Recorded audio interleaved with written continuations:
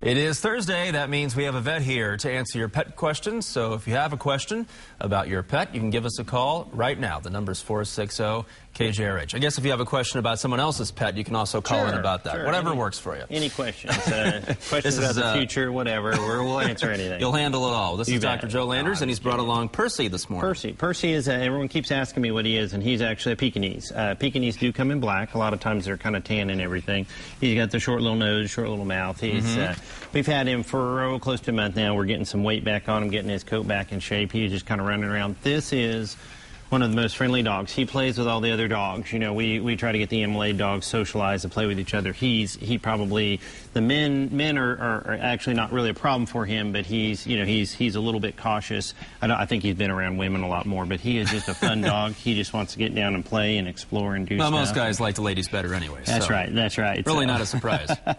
He's a great little dog. That's right. He seems like it, yeah. So if you have other pets, this would be a great dog to add to the family then. Absolutely. He's you know, kind of, people always ask me, is it better to get 2 females or 2 males or a female and a male? The answer is just 2 that get along. And, you know, even though he's a male dog, he acts very submissive and he wants to play and he gives the right signals. He doesn't try to take over, so to speak, and push the play. So it's really personalities. All right, we'll tell you how to adopt Percy in just a moment. First, though, let's go to the phones. And first up today is Kay from Tulsa. Good morning, Kay. What's your question?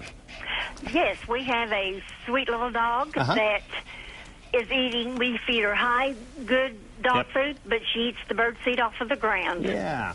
A lot of times that's kind of tasty too. You know, dogs are kind of like people. We're kind of omnivores. We can scavenge for lots of different deals, either roots and tubers, and we'll eat leaves and other things. They don't need to anymore because you're right, we give them a good dog food. But a lot of times they just kind of like the taste of it a little bit.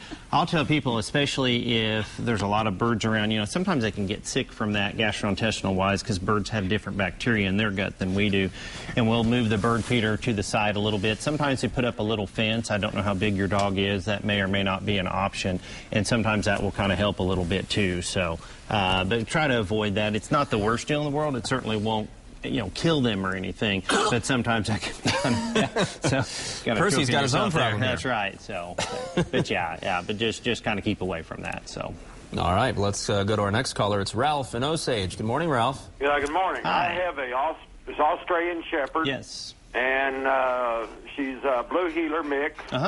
And when we got the dog, we got her from an animal shelter, and she had an odor to her. Yes. We brought her home, and we given her a bath, but we noticed she has something like dandruff. And when this dandruff gets bad, she has a smell like fish on her. Yeah, she kind of feels kind of oily, too. It gets on your hands and everything. You know, she's probably got some allergies, or she's got a skin infection, or, you know, I mean, make sure she doesn't have any fleas on her. Your skin, or their skin, to protect itself when it has a problem or perceives a problem, like an allergy, or if it has a skin infection, sometimes it'll exude some oil to protect it. It's sort of its last stand against stuff.